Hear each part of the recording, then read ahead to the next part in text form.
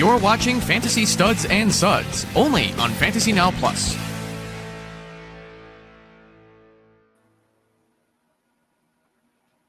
Hello, Fantasy Now Plus fans.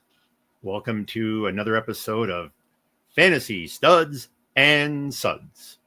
I am the Fantasy Nobody, Jeffrey Crisp, and alongside of me is my co-host, CJ Pudge LePage. Our segments today are going to include Fantasy Studs. We're going to continue with our focus on sophomore studs. Today, we're going to look at running backs. Fantasy leagues, we're going to look at trade vetoes. Fantasy priority, talk a little bit about mock drafts. Fantasy Suds are selections for beer of the week. And then Fantasy Funds, A or B. Hey there, Pudge. What's got you excited this fine Friday? Well, I've got a game, a little semi-pro baseball game with my buddy, the Fantasy Nobody, a little bit later today. So that's got me all jazzed up. And then it looks like it's going to be a pretty fun weekend for Father's Day. So could be a little dip into what there is to come. You so wanted to talk about the weather right there. I'm glad you avoided I didn't. that. I am looking forward to this game. I'm so glad that our friends Jaylen and Steph are going to be joining us. I was having a difficult time finding two people to go to the game. Everybody had plans for this weekend, and I understand why. Beautiful weekend. But this is going to be I love going to minor league baseball to watch minor league baseball. And so this is going to be an excellent evening. And they have beer there, so you never go wrong with beer at a ballpark, as we discussed last week. On to Fantasy Studs. Last week, we began our series of second-year players who may be poised for a leap in year two with a focus on wide receiver. This week, Pudge is going to continue with part two of a potential sophomore studs with an emphasis on a running back. All right. So last week was more or less guys that we all know and love, and we're all going to be drafting. These guys are guys that you're going to have to dig a little deeper for, and might be some of the guys that we talked about last week. They're going to end up on your roster just because they're so late in drafts. They're those guys that everybody's kind of overlooking. And, I'm going to start off with here, Jaylen Wright. Jaylen Wright comes into the Miami backfield as number 2 this year. Mostert's gone. And in addition to that, I don't really like the backfield over there in Miami as far as they're going to produce a ton of fantasy points, but they have the 4th easiest strength of schedule, and that's huge for running backs. Mostert, he had 85 touches in 13 games last year, and Achane, he had 203 attempts. And he's got that small frame. He came into the combine at 188. He's probably 190, 192 right now. Jaylen Wright's 210 pounds, so he could take that load and potentially take some of those first and second down snaps that Achane doesn't. His ADP right now is 163, and his ECR in Fantasy Pros is 140. That's 23 spots. So you're getting a guy that's normally drafted in the 13th round, and the ones that cover him, the experts, we're all drafting him significantly higher. And I think it'll pay off big time if you're drafting him in the 12th or 11th round when you can sneak up and grab him in front of your league mates for sure. Well, I'm not an expert. I'm or an analyst. I'm a nobody here, and I'm definitely taking Jaylen Wright much earlier than that. I think I agree with you. I mean, Achane had, he avoided significant injury last year, but I think his small size it's just worrisome. And I think Miami would be very, very wise to platoon him, and I think Jaylen Wright would be well poised to be able to take over some of that share and excel. So I agree with you on Jaylen Wright. Yeah. That, and we all know Miami's kind of a crapshoot right now with the way their offense is.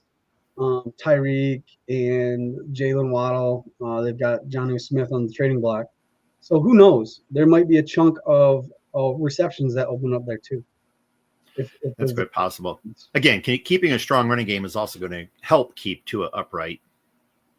Yeah, absolutely. And that's that West Coast offense, the one that they've all made so popular with the play action. So we're going to go to another guy from the same type of offense and Mr. Shanahan's offense, Isaac Grendo. Isaac Grendo, his ADP right now is 138. ECR is 136. So you're getting him in round 11. And if you believe in CMC, then yeah, round 11 is probably appropriate. But if you don't, CMC averages to miss 4 games at least a year. With the departure of Deebo Samuel, Jordan Mason, and Elijah Mitchell, that only leaves Garendo. And if CMC misses more than the 4 games that he's projected to at least this year, oh man, it's wheels up for Garendo. Garendo in the games last year that he had 10 attempts or more, he had 10 fantasy points, 16.2 fantasy points, 25 fantasy points, and then in week 15 against a division struggle against the Rams, he had 8 fantasy points in a 12-6 loss. So that's a small sample size, but it's significant enough to know that if he's going to get 10 or more attempts a game, then Garendo is going to be in your flex and or might be your running back too.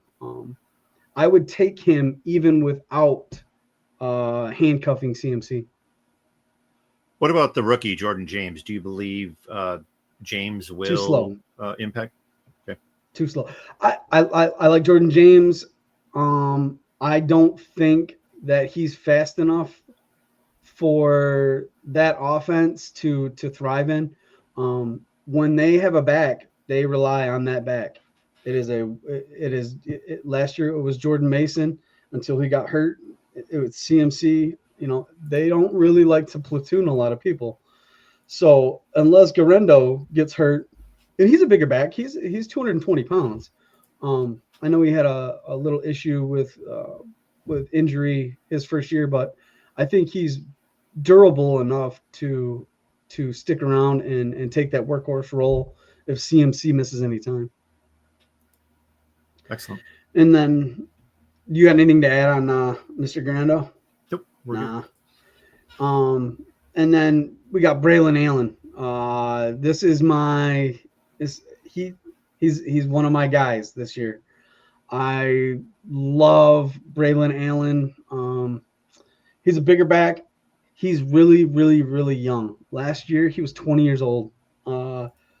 And I don't think he was mature enough to realize that he was bigger than the guys that are tackling him. And he kind of played like, Jane instead of Tarzan in some of those games where he could have thrived. I will note that the Jets do have the easiest run game schedule in the whole NFL next year. So that being said, with the coach Aaron Glenn, who came over from the Lions, also a transplant of the Saints in that run scheme, they love 2 backs. Now you're going to have some touchdowns taken away with Justin Fields. It's going to happen through the run game. But I think that if Breece Hall struggles at all, and or they deploy that backfield like they did with the Saints and Mark Ingram and Kamara and or they did over with the Lions and Montgomery and Gibbs.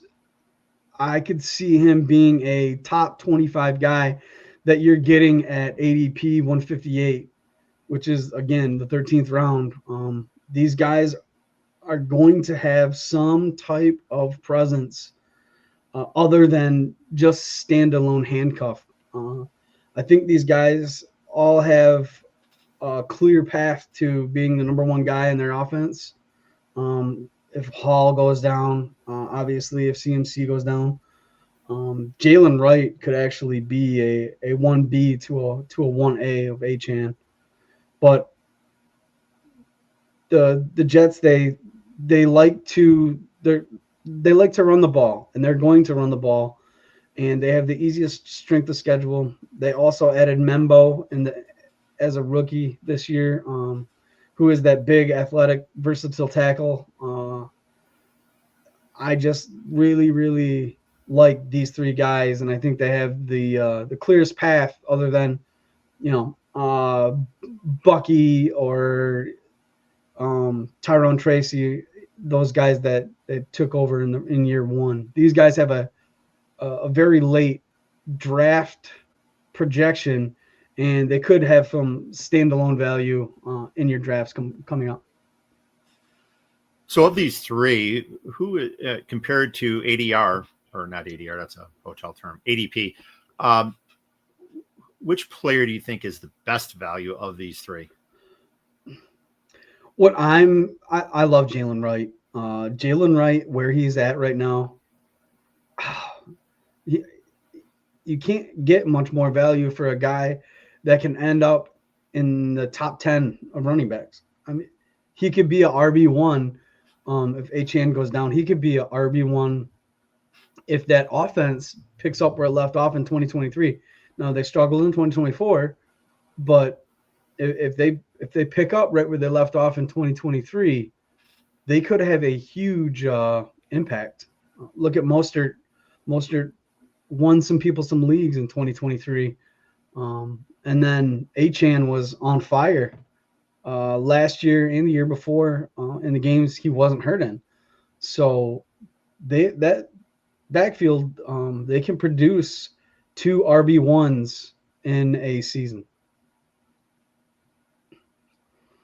I think I agree with you. I think of all of them, if you can get Jaylen Wright, especially if you can hold out and get him even later, as you stated, some leagues he's going much earlier than what his ADP is. But if you can get him, and if you can hold out, and you see that the draft is falling a certain way where you can get him at an extreme value, I think that is someone you definitely want to stash on your roster. So these backs may be prime targets for fantasy trades. Let's hope, however, those trades are not derailed by trade vetoes. So you have targeted players sitting on someone else's roster. You've worked tirelessly negotiating with the other GM to devise an offer that is mutually satisfactory. Then you hit send and feel the surge of excitement as the other GM accepts. Then you wait, only to discover others in the league are not as excited about the transactions as you are. Suddenly the trade has vanished, and you are a victim of the league's trade veto. The trade veto is reviled in fantasy, yet like kickers, the rule seems to hang around in many leagues for whatever reason. The primary purpose for the trade veto was to thwart collusion and help ensure fair trades. But as I stated in my February 28 article, available at fantasynowplus.com, the concept of the fair trade is a fallacy, and collusion is an oft-used term that improperly defines a perceived unbalanced trade. Trades are rarely vetoed due to some moral obligation to protect the league. They are instead triggered by either a GM's sense that their path to victory will be more difficult, or by the realization that it didn't occur to them to make the similar trade themselves. Trade vetoes are rarely used to protect the league and therefore should be abolished in all of your leagues. Pudge, why is the league veto as unbecoming to fantasy as a male Speedo is poolside? Well, I don't think you'd want to see you or I in a male Speedo. And I don't think that you'd want to see a veto trade. They're dinosaurs. right? We are men of honor. We make trades, and this brings into question trade calculators, which I am a big I mean, cool tool, great tool to make sure that you're not getting, taken advantage of by somebody that may or may not, know. If you are a not so savvy trader. But the veto on a trade, it sparks usually somebody leaving the league because somebody is so egregiously upset that they can't fathom a league where such a trade has happened, and their path to victory, like you said, is in shambles or it's in jeopardy. And it just it puts that it puts that word out there, the C word, collusion. And that collusion word is that's almost that's as bad as some other words that we will not mention on this site, but or this podcast. But this collusion is about the dirtiest thing you can accuse somebody of in fantasy, and it should not be used lightly. Well, I think the league veto is something that, like you said, it's a throwback to when there was an attempt to try to keep people from cheating, and it may have had its place, especially in a day when you didn't have the ability to monitor in your hand everything that's going on in your league. So again, things would happen so slowly and behind the scenes in fantasy way back when that a veto may have seemed necessary. I just don't see where a league that has strong rules really, really needs a league veto. And again, why should it be up to other people to decide whether a trade is fair or is not fair? Because again, as I said in my article, there is no such thing as a fair trade. A fair trade is only what appears to be equitable amongst the individuals that are involved in that trade. And so trade vetoes need to go away. So is there ever a time, though, Pudge, when a trade is so bad that it should be reversed? I mean, as I questioned in my article, perhaps when no party, and I think I said internal or external to the league, would harbor doubt on its impropriety. But even then, how do you enforce that? I mean, only league rules that explicitly empower the commissioner to render sound decisions on propriety and the situations in which a trade may be reversed. That's the only time it should be considered. But even then, I think it should be very limited. League rules should always permit for the replacement of a commissioner if a majority of GMs are dissatisfied with the commissioner's performance. So hopefully you have a commissioner in your league office that you trust and is always doing right by the league. But again, if that happens, and we've seen bad commissioners or commissioners that just simply are either overwhelmed, inept, or are involved in some of the nefarious deeds, I think those commissioners, you have to have a way to remove them. I just think vetoes are too arbitrary. None of my leagues allow it, and the trades are executed immediately. Hey, Jeff, how would you feel if the GM was part of the or the commissioner was part of the trade? Well, again, if there's a concern, see, again, if the league rules have to address that. So somewhere in the league rules, if the commissioner is party of a trade and there's any concerns, then there has to be some sort of process that reviews the information and discusses it. But again, unless something is so egregious, again, even the commissioner would not use his or her powers to overturn that trade. Trades just should never be overturned. If trades are that bad in the league, or if things are happening that are that egregious or that nefarious, then you really need to question the league in general, the people that are in the league and the commissioner, him or herself. And so I think from that perspective, it becomes a lot more than just one trade. It becomes a whole question about the integrity of the league itself. And that's kind of the way that I look at that. But I mean, have you ever seen a time where a trade veto was worth it? I don't want to call anybody out. There was a time back in the day, and I think we vetoed a brother trade. I can't remember exactly what the trade was. This was some years ago, but I think we had a brother-to-brother trade that was pretty apparent, let's say. And I don't think that brother was in the league the next year after that. So I think it was a parting gift to the other brother.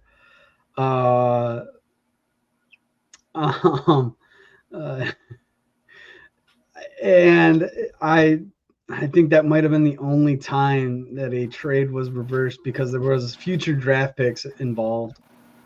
But I could be mistaken. And this was prior to Sleeper, this was on ESPN, so this is a while ago. I actually remember that transaction. It was probably 10, 11 years ago. And it was funny because not only was it the reason for one of the brothers to leave the league, but it was the catalyst to removing trade vetoes the next season. So it was a very interesting thing. The trade veto was used to reverse the transaction. And then after discussion, we removed the trade veto. And that was something that I know I pushed for a while.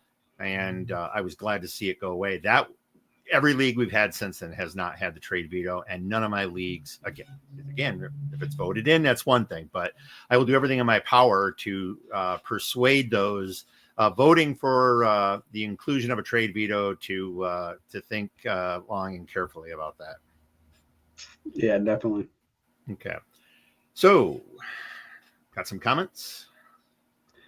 Yeah, we got Evan. Hey, what's going on, brother?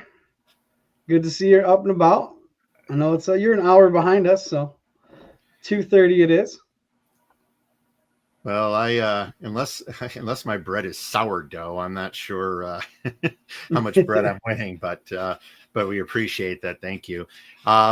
Of course, we are only one of a couple different shows right now that are on during the off season. Yeah. Please join Fantasy Now Plus as we get closer to the season. We're going to have a whole schedule of shows available to everyone at convenient times on both coasts. Talking about a lot of different topics. There's a lot of individuals on Fantasy Now Plus that are true analysts. That is not this guy, and you'd be remiss to miss their episodes. So please be sure to check out Fantasy Now Plus, subscribe to this channel, as we'll talk at the end as well, and make sure that you are getting that information to help you not only win your league, but make sure that trade vetoes are never allowed in your league. So trade vetoes serve no legitimate purpose, but no one would ever mock trades to see if they would be vetoed. But mock drafts are an entirely different story. So depending on the source, it is estimated that an average fantasy football player participates in anywhere from as few as 2 to 10 mock fantasy football drafts each season. Now, that's just an average. And allegedly, ESPN once reported more than 10 million mock drafts in 1 year. That is just one platform. It is obvious that mock drafts are well liked. So with all these mock drafts, surely they must provide some benefit to fantasy football GMs, right? I mean, Pudge, what purpose are mock drafts supposed to serve, and do they serve a purpose? Well, I love mock drafts. it gives you an idea of who will be available when you're on the clock, because everybody's got their guy that they say, oh, well, I want this guy and I want to see where he's going. And you might have to take him around earlier, or he might be going later in drafts, and you can take him round later and then get some different players to pad your roster.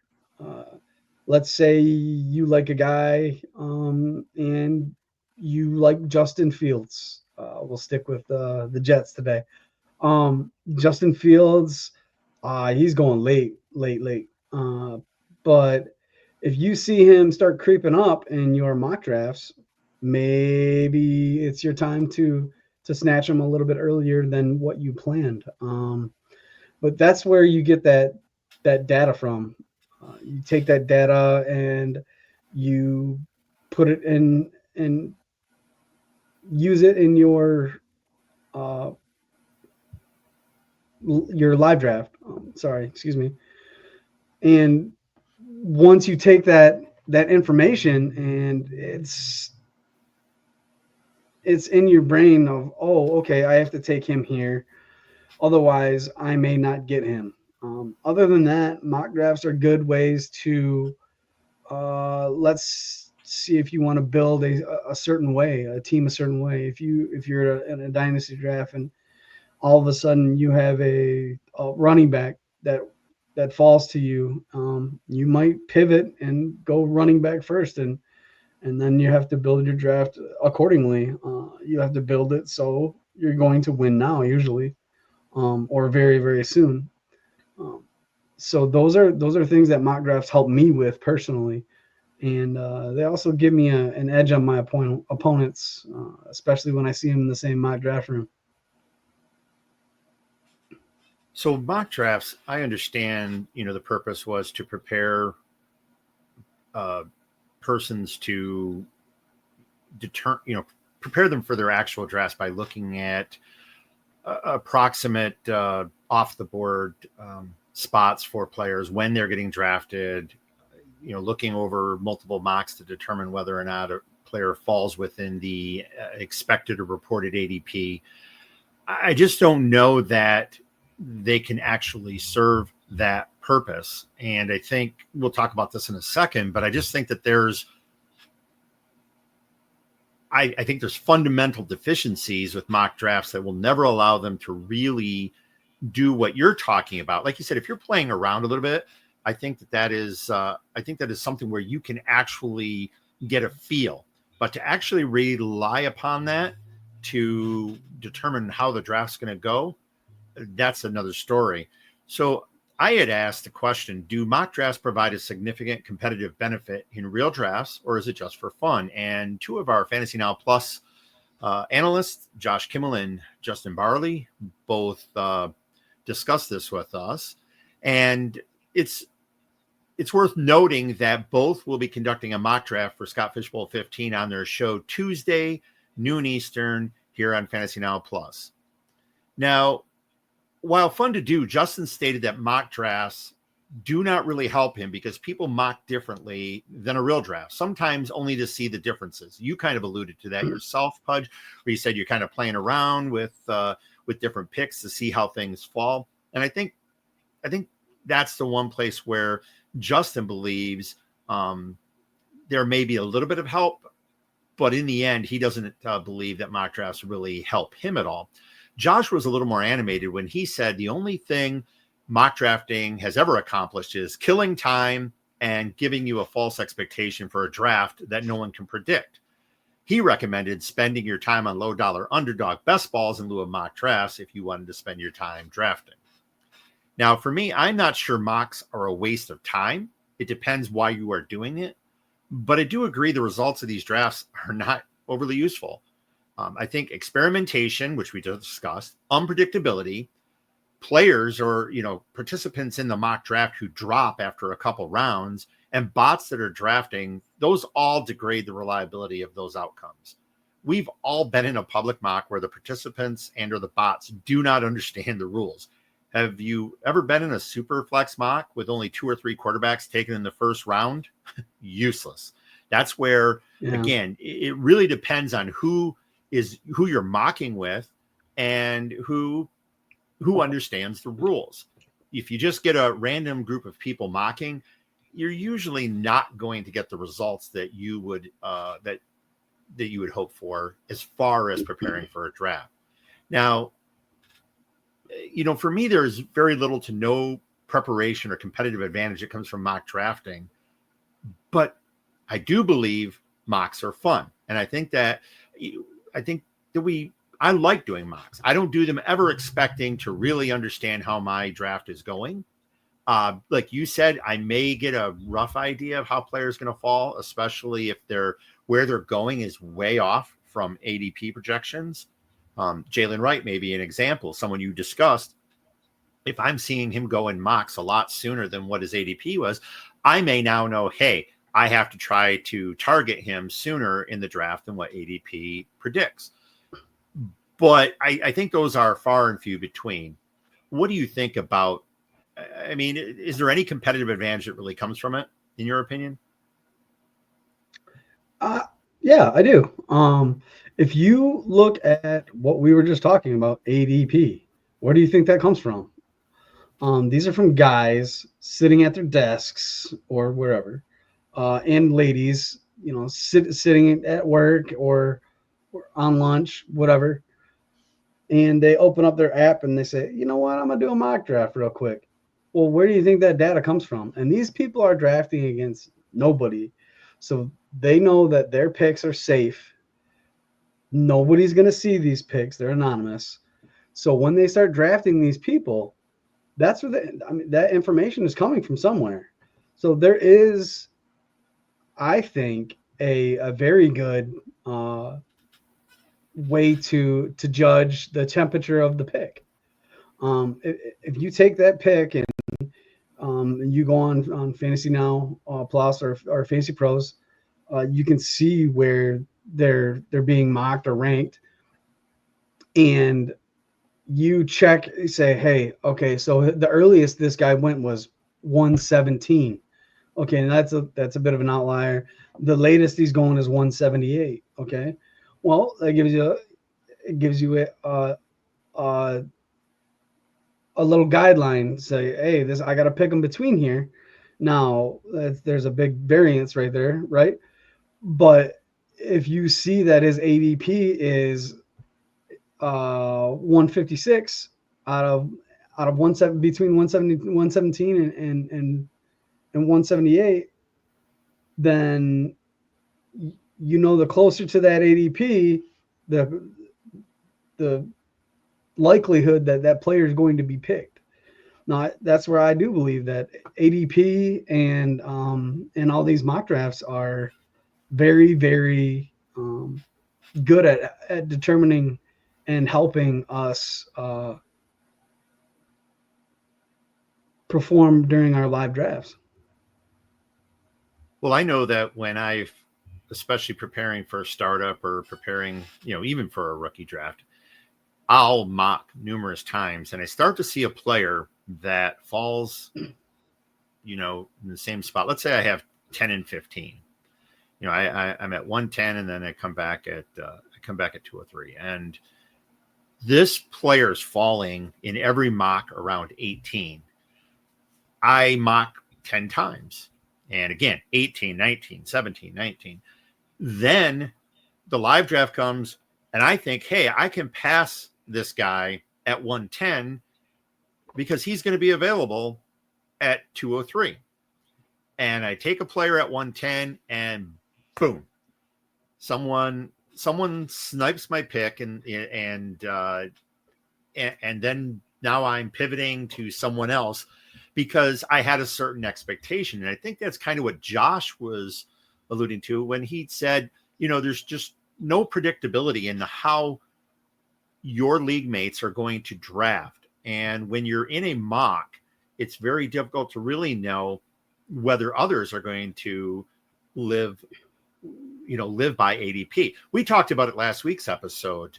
And if you missed that episode, please go to YouTube and check us out, Fantasy Now Plus, and subscribe. But our episode last week, we talked about making those reaches for players because we really like them. And again, it doesn't matter what the ADP is, or it doesn't matter where someone's going in your mocks. If they're falling at 17, 18, they may go at 12. And if that's a player I really, really wanted, perhaps then I should have considered that player at 110. So again, all of that is, every draft is going to not work out the way you expected. And I think I agree with you that there's a role in mock drafting. For me, mock drafting is more about fun and getting a feel than it is for actually predicting where a draft is going to go. Now, there is one time where I think a mock draft has a significant benefit.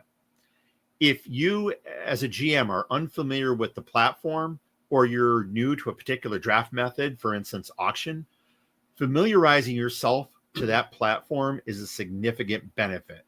If you've ever gone into a draft in a new platform and you have no idea how it works, especially if it's a fast draft, you can really cause yourself some heartache. So if you are going into a draft, let's say you've never been on MFL, or you've never been on Sleeper, or what other platform that you may be choosing, Yahoo, it is important. ESPN, all of them. Yeah, exactly. It's important to know how to navigate that draft room so you don't get yourself in trouble. If it's a slow draft, you have time to figure it out. You have time to ask questions. If you're in a league where people are a little more accommodating, then you may not have so many issues. But if you're in a league, if it's a competitive league and there's some cutthroat GMs, you may not get the accommodation that you would hope for. And if you're not prepared for that, you could really find yourself in some trouble. But other than that, mock drafts are fun because we like to draft. And if you want to throw a few bucks at it, maybe take Josh's advice and hit up a best ball. So fantasy football GMs love to mock, but Pudge and I refuse to mock our favorite Suds. We love our beer, don't we, Pudge? But Yes, we also drink responsibly. And if you are out, always have a plan for safety before you drink. Hide those keys, stay home, take a share or ride share, but always be responsible. On that note, Pudge, what beer are you responsibly enjoying today? Well, since 1946, they've been around. And you know what? You laugh, but this is a microbrew here. This is a bold, sweet with a little heat. This is El Chavo from Blake's. It's a cider. What do you got? You got a Blake's? Nope. I'm listening to you talk about your Blakes. Oh. I'll explain this in a minute. You never know. But this 1946 delicious cider is gonna taste pretty good. It's a mango habanero, so it's spicy. And I like my beer like I like my women, spicy.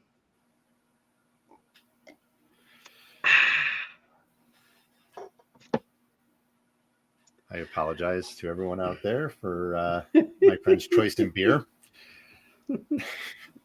So this will be an experiment this week for me, not because of the brewer or the style, but because this particular style has a very limited shelf life and I exceeded it. So don't know what to expect. This this beer is from Energy City Brewing in Itasca, Illinois. I hope I got that right. I think it's Itasca, Illinois. And this one's named Bistro Strawberry Cream Pie. Now, it is a fruited Berliner Weisse, and it's coming in at 6.5. Now, what you saw me doing there is just doing a little inversion, a little bit of roll to get some of the fruit that was, put into the beer after fermentation. It kind of settles in the can, especially when you had it on the shelf as long as I did. And so you want to kind of get that stirred up. So I don't know what to expect as this comes out. Let's take a look. It's looking good thus far. But again, most of your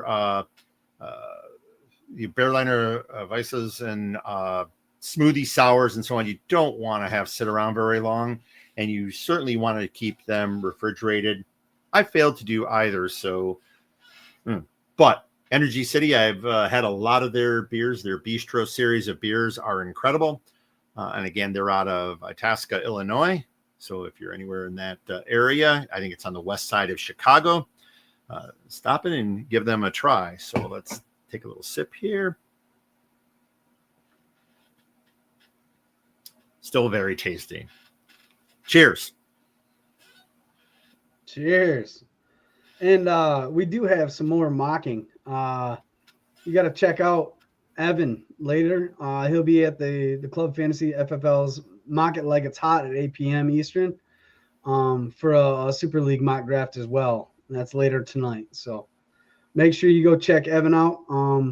He's part of the FN Plus team, and he's a pretty smart dude. So he's a little more in depth than I get, for sure. He knows all the stats, and he's pretty spot on. So go check those guys out too. We have some excellent analysts here at Fantasy Now Plus, and I'm just glad to be along for the ride, to enjoy some beer. And hey, I'll never be an analyst. I've already told you where to find those guys. If you want to drink some beer, hang out, get drunk, and make some really poor fantasy football decisions, I am your guy. He is your guy. Oh, and I've made my share of really bad decisions after a few beverages. Couple.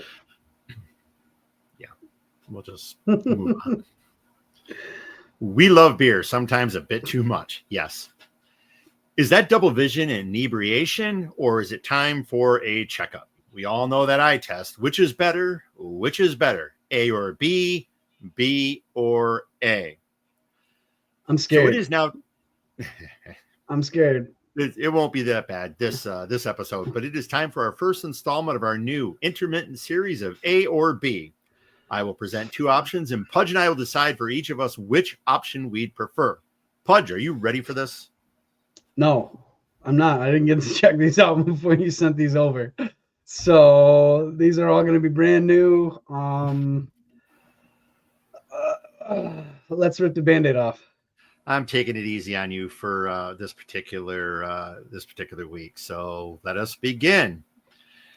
In a 1/2 PPR league with all other scoring basically standard, would you rather A, have a roster with 2 top 10 running backs and all wideouts outside the top 20, or B, have 2 top 10 receivers and all backs outside the top 20?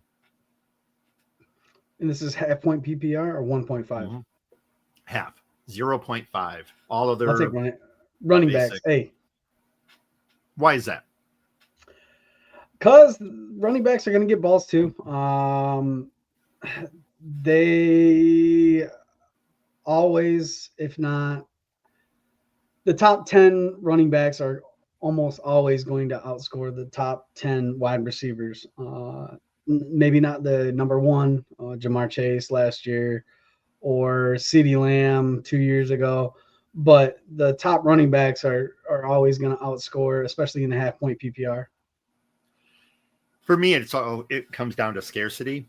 I think the top tier of running back, the difference between, say, the top 5, top 10, and then the next 10 after that are such that there's quite a fall off. Where with receivers, you can still have some significant contributors that are in the that are wide receiver 3s, wide receiver 4s. And I think Wan'Dale Robinson. If you last get, year, there's I think it's demonstrated enough that wide receivers are a lot deeper than running backs. And if you can snag 2 top 10 running backs, I'm doing that all day. So I also take A as well as you. Okay, see, that wasn't that bad. No, not too. Take it easy on me. I like it. I'm taking it easy. Let's go with the next one. A, win 1 league fantasy championship, then never place again, or B, never win a league fantasy championship, but be in the money every year? Hey, give me the ship. I want my name engraved forever. I want the bragging rights. We don't play for big time monies, so I guess that would be the difference. Is if I'm in the big time money race and I'm getting a couple grand over, a couple $100, and the victory dance and the rings to go along with my championship. I love the bragging rights. So on this one, I'm a little bit torn. Again, we've said before, and anyone who's listened to the show knows that I'm not in it for the money or even the championships. I'm in it for the camaraderie. But if I had to choose one of the two, I think I want my name on the trophy plaque. I want to be able to see that more than I want the dollars. I already know I'm going to spend more money on fantasy than I'm ever going to win. I know there are those out there who are in it to cash out, and they do an excellent job. That's not what I'm pursuing, and that's just fine. There's nothing wrong with that. Yeah, fantasy and beer. I mean, beer doesn't make me any money. So I mean, if you can figure out how to, well, if I was actually like some and brewed beer, maybe beer would make me money. But for me, beer's not making me money, and neither is fantasy. So I really think I want my name on the trophy. I do know we have one person in our last Bastion of Goal Line Defiance Fantasy Football League. Since he joined the league, he has cashed every single year, and yet to has yet to add his name to the trophy. And easy. He's happy with that. Yeah, easy is easy money apparently. But he's good. I give him all the grief. I give him all the grief in the world for not winning the championship.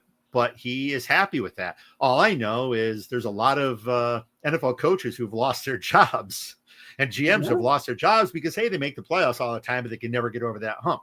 Andy Reid in Philly. But Wayne Fonts. Yeah. So it's going way back. One of those things, fortunately nobody can fire easy, but as long as he's happy, and that's what he's doing. But for me, I think, if I had to choose the two, I want the name on the plaque. Can I add to that? Yeah, what absolutely. Do you think, what do you think is going to happen with the Buffalo Bills if they don't go to the Super Bowl this year? What do you? I mean, really? They'll still open their new open air stadium with 17 feet of snow. That is one I'll never understand. Why? You want outdoors? Great. Retractable dome. Absolutely. Minnesota did it right. It's one thing, I understand like Lambeau, where if you want, that's a stadium that has been around. It's an iconic stadium. You're not replacing it. But in Buffalo, this is a new stadium. Why not do it upright? Just like in Green Bay, if you were going to build a new stadium, do it upright. And but hey, I don't like sitting in snow and frigid temperatures to watch a football game.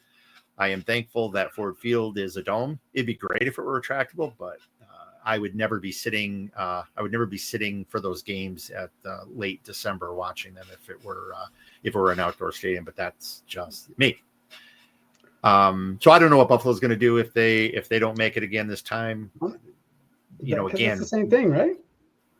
Yeah, I think so. Yeah, it is. That's what I'm saying. Win the big game. Win the big game or get out.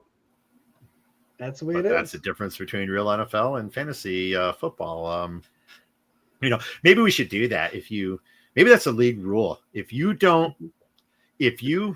make the playoffs X number of years and do not win the championship, you're kicked out. Done. No. Dunzo. Bye, easy. No. Don't tell him that. He'll leave. I love it. I love Eric. Yeah, me too. So hope you're watching, Easy. All right, next one. What is more important for a fantasy league? A, explicit and enforced rules, or B, all GMs engaged and participatory? Ooh, man, that one's tough. I'm going to play devil's advocate here, and I'm going to go B, because I love an active GM group, it usually means that the other doesn't have to be so rigid. So I'm going to go with B here. I got to go A. Again, first of all, you already know how. Shocker. Yeah, I know. but let me explain. You can have GMs that are engaged and participatory until something goes down. When the proverbial bleep hits the fan and you have an argument between very engaged GMs, at what point does it drive them from the league? At what point does it damper that enthusiasm for the league, especially if there's arguments about what the rules are and what they're not? I agree with you. I want it. B is a very, very close second. You need engaged and participatory GMs to have a successful and fun league. One of the things that Justin has Barley has a league that I'm in right now, an IDP league. It's in a startup, and there is so much conversation in that league. It's incredible, and it's remarkable. I can't keep up with it all. So I'm missing messages, but it is very exciting to see that many people constantly talking about a draft. And I'm really hoping that's the way the league will be run as we, get into the season, that there's still that commitment and that camaraderie and discussion that goes on in that league. I love that. But I will always say that a league, first and foremost, has to have explicit rules written out that are enforced. Without that, chaos will ensue, and then whatever it's Lord of the Flies. Yeah, something. So you and I are going to disagree. Those older cats. Yeah. And you're wrong. It's okay. It's okay to be wrong. Okay. It's okay to be wrong. I mean, we don't want to go down that road, but I am often told that I am wrong by members of my household, who, by the way, is gone for the day. So you and I are getting to enjoy that baseball game tonight. So and the dogs are off on their excursion, so it's a great evening for me. But yeah.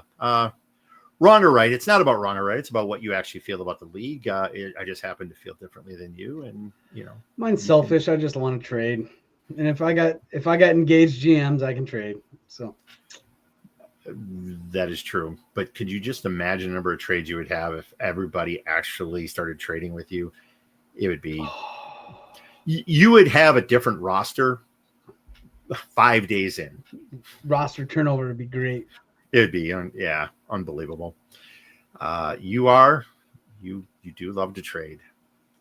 Last one for our A and B. You have a choice. Hang out for a day with A, Rob Gronkowski, or B, Jeremy Shockey. Why would you do that to me? Because I know you. Well, you're tearing at my heartstrings, but I'm going to have to go with Jeremy Shockey. That's real shocking. The greatest tight end that ever graced the NFL.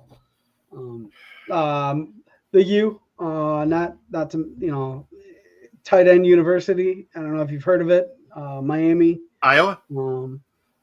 No, much before Iowa ever thought of producing tight ends.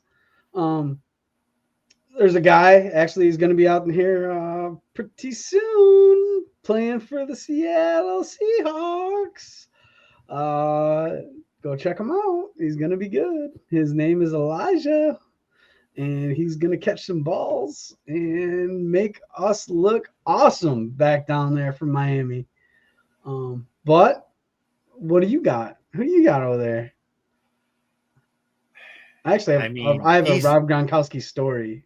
You can tell me in a moment, but these are your players, not mine. If I had to choose one of the two, it would probably be Rob Gronkowski, only so I could annoy the hell out of him by constantly saying, Gronkowski scores! That's what he does. especially in Madden when he's on my team. I would just do that all day long. I won a Madden tournament with Robert Gronkowski alone. So yeah, you did. It is what it is. I was there. Yeah, you lost. Nothing? Yeah. I have nothing. I didn't. Hey, rematch anytime you want. I don't play anymore. I retired on top.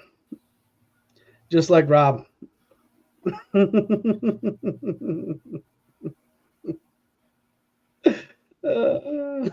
Hey, like Rob and Jeremy Shockey did.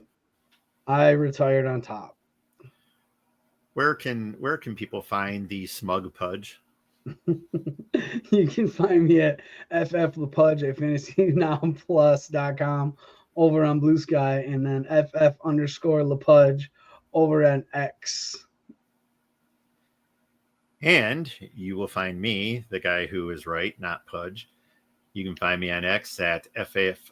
Let me try that again. ffcommish_YIS, and on Blue Sky at ffcommishYIS.fantasynowplus.com. I want to thank the audience for listening.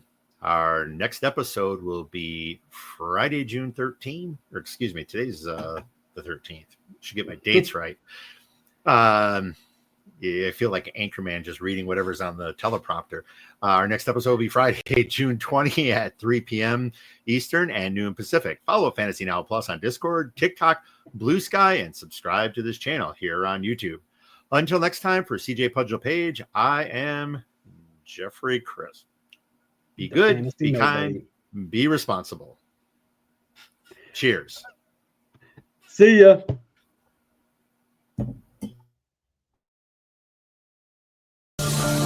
Thanks for listening. Be sure to like and subscribe wherever you watch or listen to podcasts. We'll be back next week for more ways to win your league.